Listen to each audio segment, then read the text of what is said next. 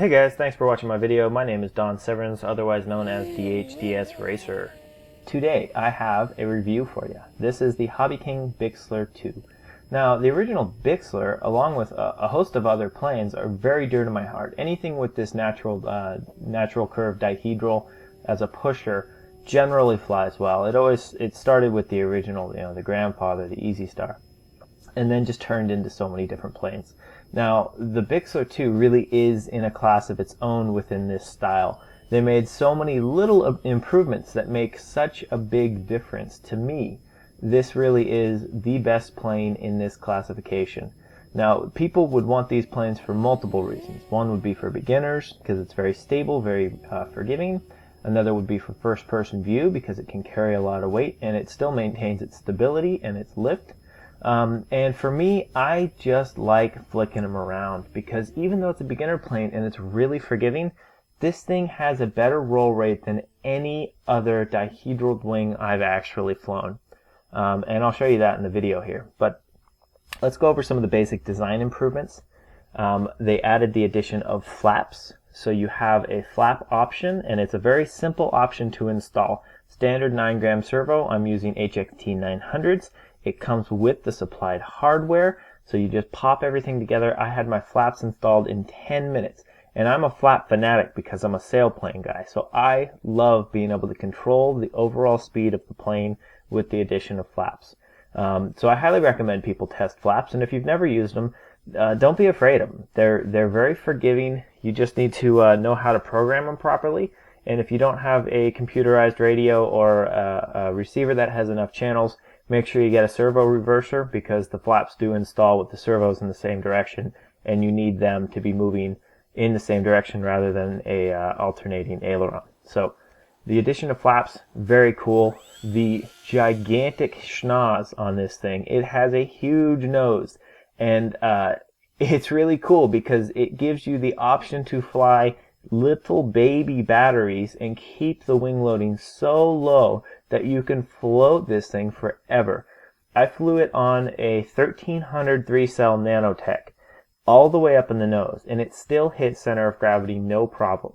And let me tell you, that was fun because it just floats forever. So it gives you a lot of options. Obviously, if you're going to be doing FPV with the big nose, you either need to mount your camera a little further forward or a little higher up to keep the nose out of the shot. But honestly, I don't think that would be that big of a deal considering the angle of the nose. So the nose is one improvement. The amount of carrying capacity inside the fuselage is an improvement. The flaps is a huge improvement. The equipment actually seems to be better too, because the servos themselves have no slop whatsoever. They seem to be almost equivalent to the HXT 900s. Which was very surprising because I'm used to having stock servos in an ARF build like this have a little bit of extra slop, but these didn't, so I'm pretty impressed. So yeah, overall the build quality is very good. One thing I do want to note is the wings do have quite a bit of flex. It seems like the spar design of the original Bixler had a little bit of a weakness, so you may want to reinforce the wings if you're really going to be loading it up. It wouldn't be a bad idea, but I highly doubt you're going to be breaking it on its own. So let's go over some quality features. The foam quality, fantastic. Everything went together very, very well. It's real glossy, real smooth. One thing I was really impressed with is they don't just give you a sticker kit like most planes.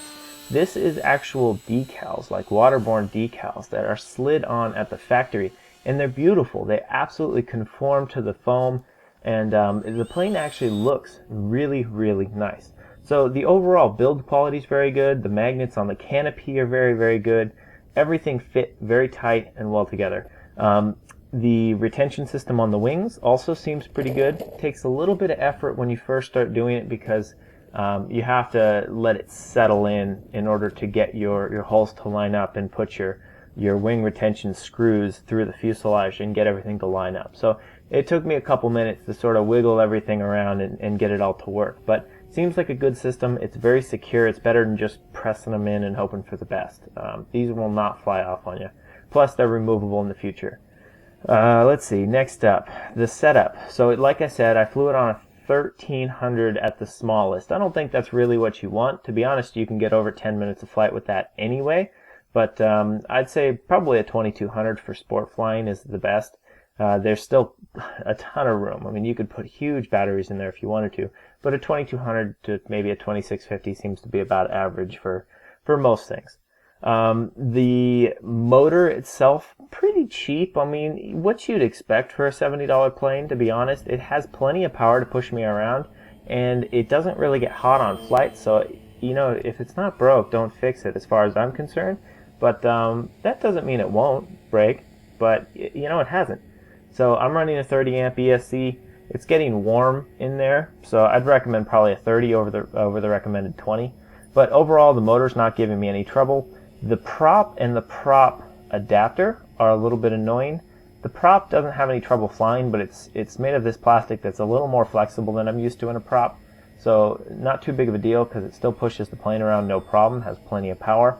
But the prop adapter, the collet adapter, is off balance to the point that it's sending vibrations through the plane. So if you're going to be doing FPV, carrying a camera around, or just really want to preserve those bearings in your motor, I recommend, I mean, it might be different for some people, but if yours is off balance and vibrating, you might want to get another one or try to balance the one you have. So that was one downside, and actually the only really annoying thing I found in the plane was just the reality that collet adapter was actually off balance.